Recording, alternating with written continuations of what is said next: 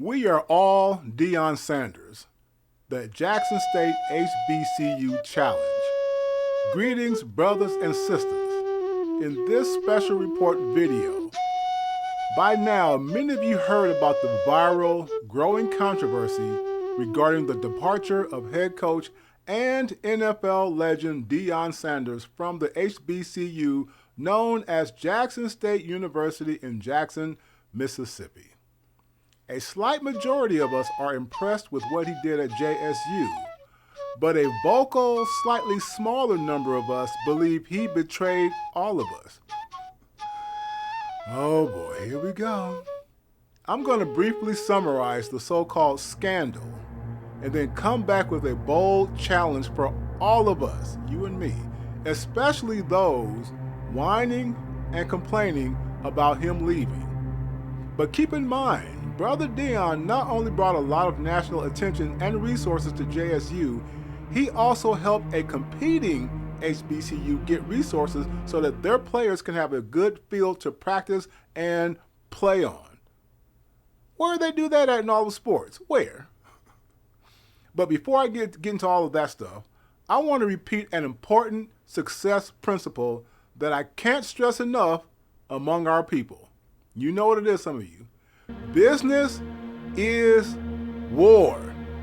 Money trumps politics. For those of you who still think that a politics-only solution is the only thing that can save us. No, no, no. The billionaires who run this system don't think like that. To them, they follow the Rothschild banking principle from the early 1800s, where the father of modern banking said this, pay attention, quote, "Give me control of a nation's money supply, and I care not who makes its laws." So said Meyer Amschel Rothschild, founder of the Rothschild banking dynasty, unquote. This particular snippet came from the Venerable Economist magazine. Did he mention being loyal to one political party? What he said is the main principle fueling not only America, but the entire world financial system. We're the only people who didn't get this memo, which is why after 70 or 80 plus years of relying on a political only solution, that our median incomes and net worth are the lowest of all groups. If this were a sport like football, then we're in doggone last place. And now we have the lowest incomes and net worth, like I said, and wonder why this world does not value our voices or presence as equals at the table of power. Say that again. This heartless world only values money, and we have the least of it. Between our skin color and wealth, which one do you think they care more about? I'll let you answer that. We were born into a war we didn't know we were in. I heard Boyce Watkins and Claude Anderson discuss this topic, actually, and they're correct. And as I keep saying once again, business is war. College sports business is war. In the business war, you need money. I just read you the quote from the modern banking genius that all these billionaires wage business war from. The period of time from when we turned 18 years old until 24 is what I call our lost years, because most of us end up in struggle jobs and careers that keep our median incomes low. This in turn leads to less access to credit and reliance on high interest payday loans that keep us in poverty. Much of our financial problems are rooted in the sins of America's past, true enough, as they robbed our generational wealth. I get that. But we have to focus on things we individually can change right now. We have smart people in our community working on that reparations problem. But in the meantime, stay focused on improving you. You out there. You're more important at this point. Waiting for the government to give us money is like a soldier who is a prisoner of war asking the enemy, his doggone captors, to give him weapons, a king-size bed, a plush bathroom, a 5-star meal, etc. Does that make sense to you in any war? How many POWs get 5-star treatment from the enemy? None. So why do so many of us have this flawed, failed POW mindset? Pay attention. We are mental POWs living mentally in prisoner of war camps in America, which is actually our ancestors' land. We weren't told the whole truth about the guerrilla warfare waged in the French Indian Wars of the 1700s that gave the colonizers serious trouble. Y'all hear me? But I'll leave that for another video. Y'all ain't ready for that part. All right. Please like, share, and subscribe to keep this channel growing and to help us become #1 in median incomes and net worth and to help our HBCUs become #1. It's not impossible. We can do this. I'm going to switch to voiceover mode for the rest of this video. Okay, so hang on. So what exactly did Deion Sanders do? A few years ago, after checking out a few smaller colleges to launch his coaching career at the college level, he chose Jackson State University. As part of his initial statements, he said he was going to be there for a few years, then break down barriers at the next level of college football. He used his mental and physical talents to quickly turn around that program into a winning, successful program in record time. He created such an astonishing success that bigger colleges came knocking. He reached a very lucrative deal with Colorado that is almost worth $30 million over some years. I applaud this incredible effort and success of Deion, but many others in our community are whining and complaining, including some HBCU leaders. Oh boy. To sum up, they think he pumped and dumped JSU like a third-string side chick.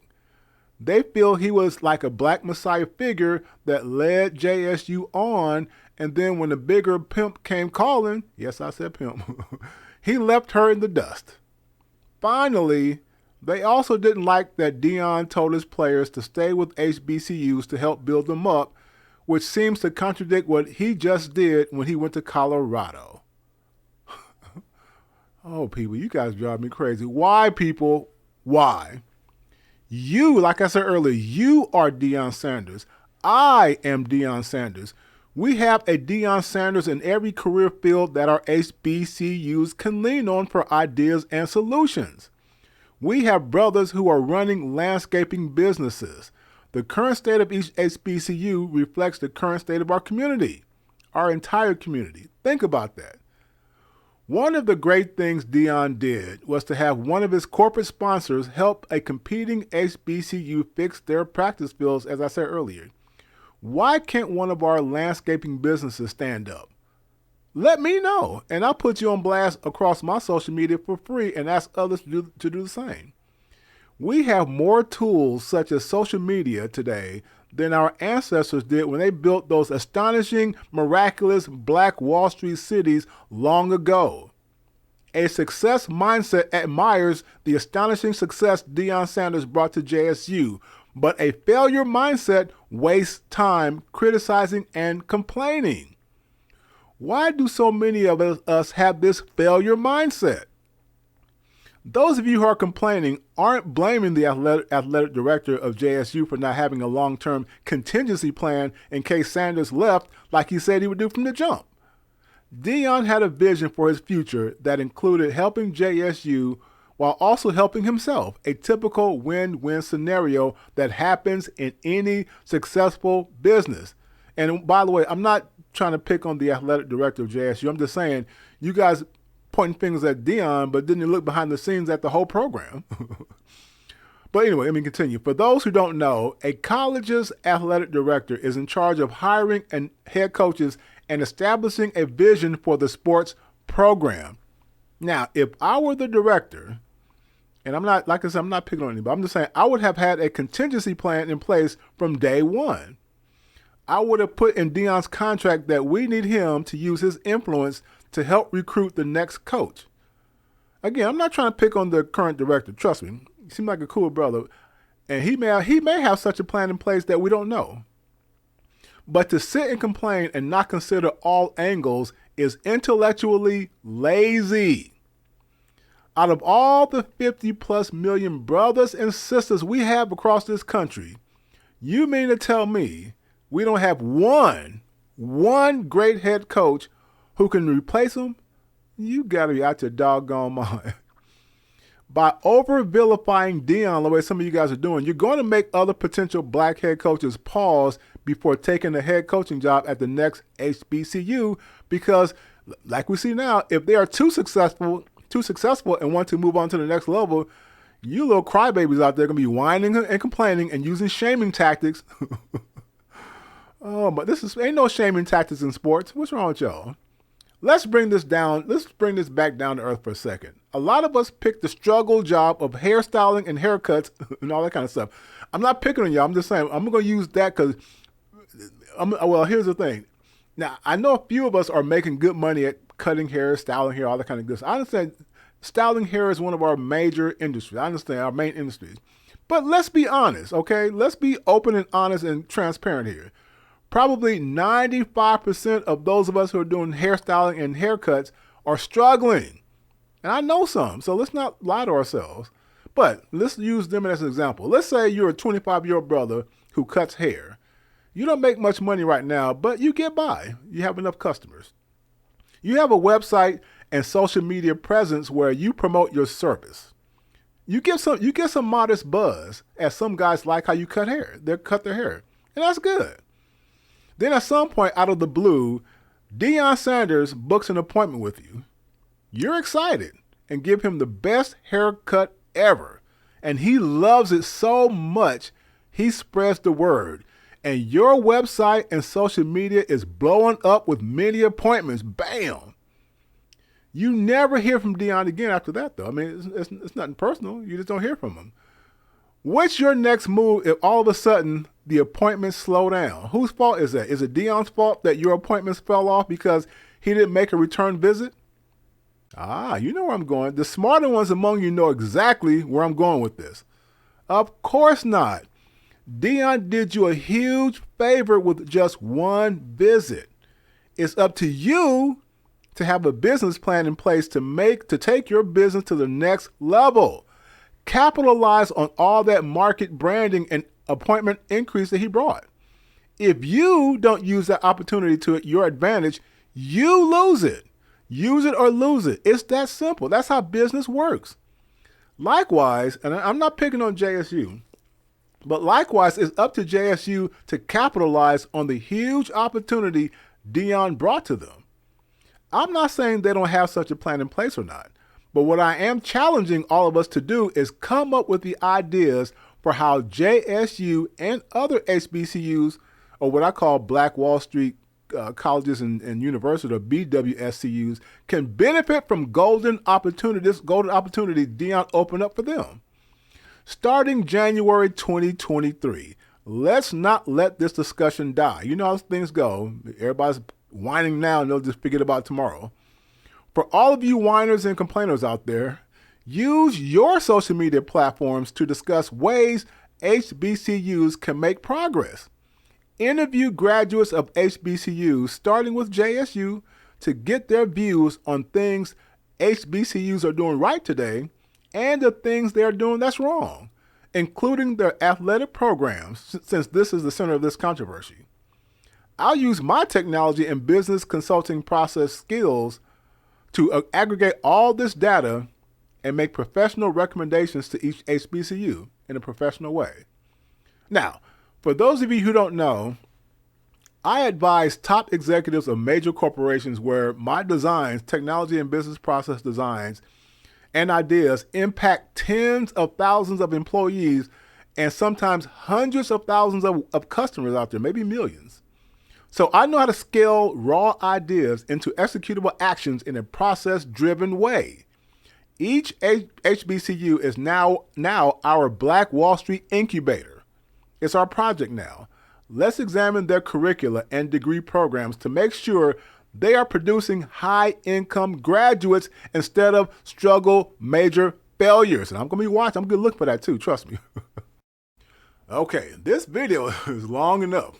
This is now our new series, our special project, the HBCU Black Wall Street Challenge. And these are Black Wall Street colleges and universities. Let's call them that from now on. Again, each HBCU is no longer to be seen as a rundown failure. They are now Black Wall Street incubators because they have some of the ingredients for a city within a city. They have land, buildings, people, infrastructure.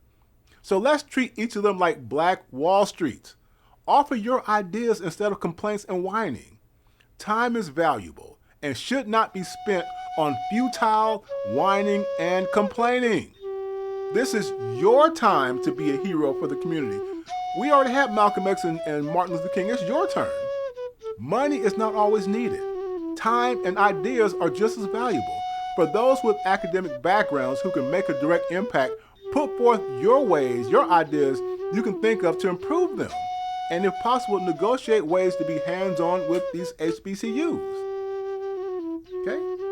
So, please like, share, and subscribe to keep this channel growing and to help us become #1 in median incomes and net worth. Together, we can make a difference. Uh-oh. That's like a politician running for office, doggone it. Vote for me. Roll your sleeves up because we're about to get to work, doggone it. The world economy around us is going through ugly changes, so time is of the essence. My next step is to go through the websites of some HBCUs to see what kinds of degrees they're offering to brothers and sisters, and I bet not see any struggle majors. You guys know how I feel about struggle majors. I don't see nobody majoring in butterfly catching and stupid stuff. Why graduate students into careers that don't pay and lead to poverty? And people wonder why HBCU alumni can't donate. Pay attention. Until the next video in this series, keep planning and executing, brothers and sisters, instead of whining and complaining. Take care.